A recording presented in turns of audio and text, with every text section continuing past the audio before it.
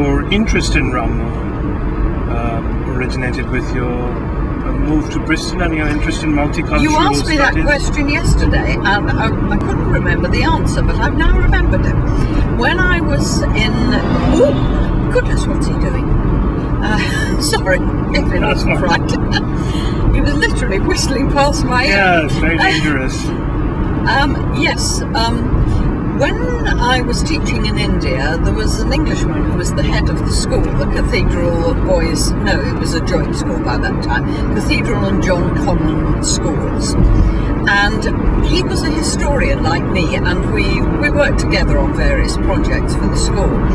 And he came from just outside Bristol, and he said, did I know that Raja RamMohun Roy was buried in Bristol? And I said, I think I knew vaguely that he died in England. So he said, well, when you go back to England, because I had paid holidays to come back here, go and look up the grave. So I did. And then, of course, my husband and I came and we lived in Bristol.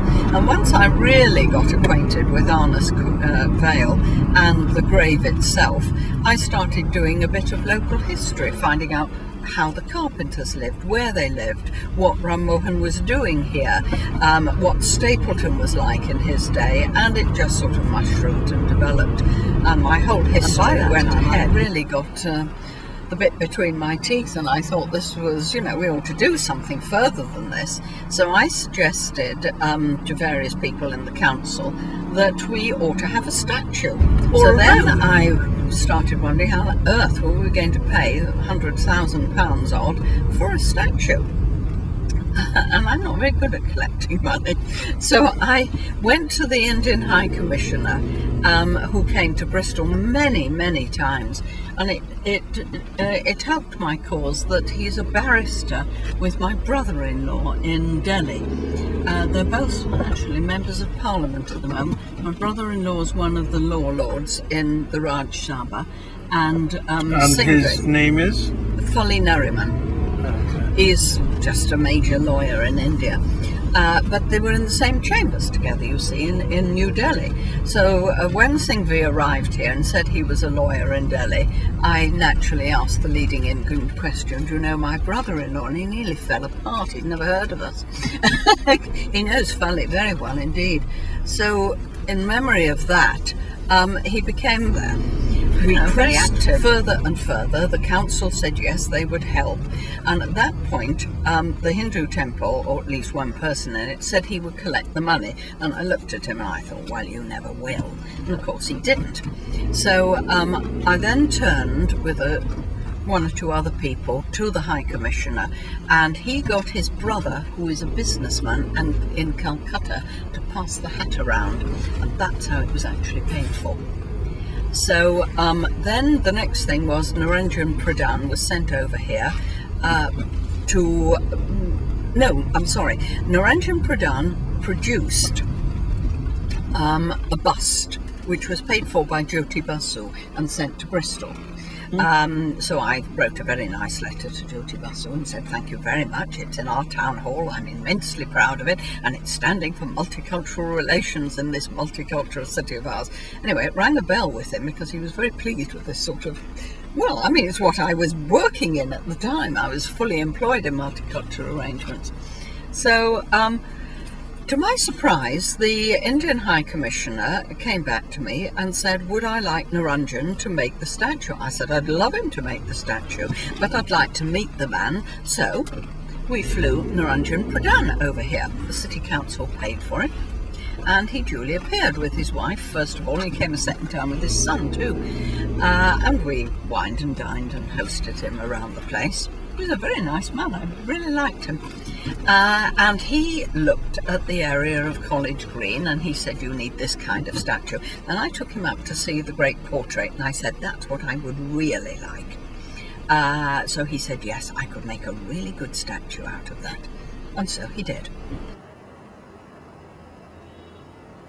Unaware of the death mask or the later portrait by Rembrandt Peale, Niranjan Pradhan at this point worked solely from the Perony Briggs portrait. প্রথম যেটা মনে হয়েছিল যে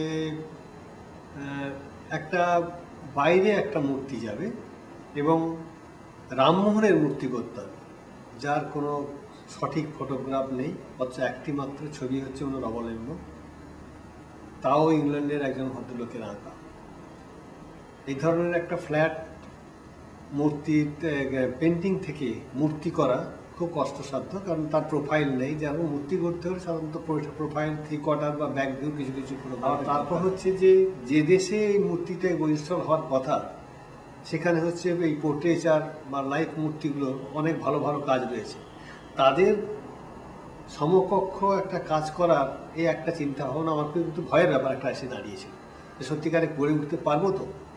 তবু মনে করলাম চেষ্টা করে নিশ্চয়ই ভালো করে মূর্তি গড়ার একটা সুযোগ নিতে হবে। এই ধরনের না হলে এই এক্সপোজারটা আমি পাবো না, এবং এই ধরনের মূর্তিটাকে না গড়ার এই বাসনাটা রাখা ঠিক না।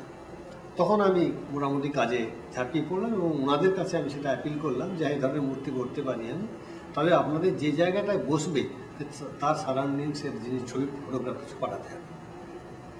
তখন তারা বললেন যে না, দরকার নেই, আপনাকে আমরা এখানে ইনভাইট করছি, আপনারা চলে আসুন, আপনি এসে ওই জিনিসটাকে দেখে স্পট সিলেকশন করুন এবং কোথায় কিভাবে হবে, পেডেস্টাল কী হবে, হাইট কী হবে, এইগুলো সব আপনারা বলে দেখে গিয়ে মূর্তি শুরু করবেন। সেই সুযোগটা হয়েছিল এবং ওনারা সত্যিকারের আমার বলবো মহানুভবতা দেখিয়েছেন। তার কারণ যে কোনো মূর্তি গড়তে হলে শিল্পীদের কিন্তু একটু সারাউন্ডিংসের এনভায়রনমেন্ট যেটাকে বলা হয় সেটা কিন্তু বোঝার বা দেখার দরকার আছে এবং প্রয়োজন আছে, কারণ সেই পরিপ্রেক্ষিতে কিন্তু মূর্তিটা গড়ে ওঠে। তখন আমাদের যে high commissioner doctor LM Singhvi তিনি এসেছিলেন, এসে দেখে দেখে তার খুব স্যাটিসফাইড হয়েছিলেন। তারপরে মূর্তিটা করে আমরা দাঁড় করিয়েছি এবং ওখানে যখন ইনস্টল করা হলো এবং ওপেন হলো, তখন ওখানেও কিন্তু আমাকে বিভিন্ন লোক, বিশেষ করে কার্লা কন্ট্রাক্টর এবং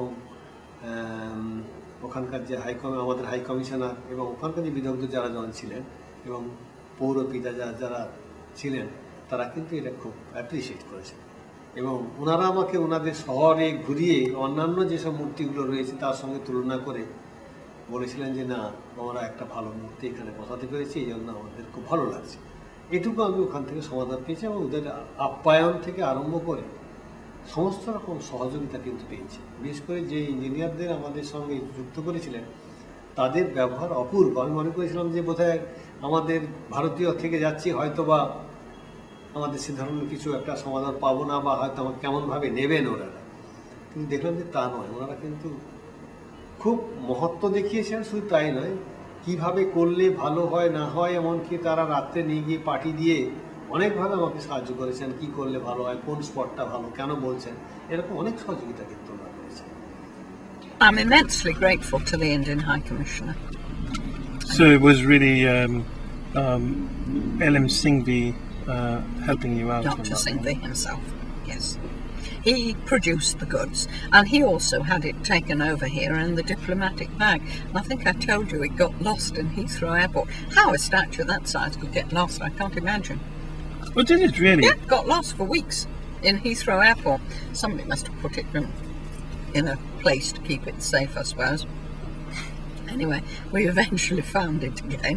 It was brought to Bristol and then we had a grand unveiling in a very cold November evening in '97, and it was dedicated by the High Commissioner, who after all had raised the money for it, I could hardly argue, not to multicultural education but to 50 years of Indian independence, because it was 97, you see, after 47.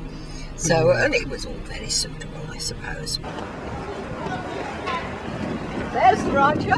Let's go and say hello to him.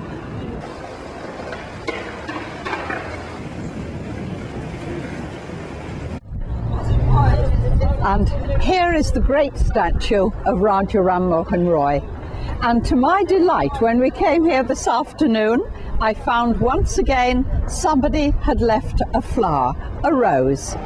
Very often I've come to see the statue here in Bristol and people have left a bouquet, sometimes a garland, sometimes a single rose as it is today.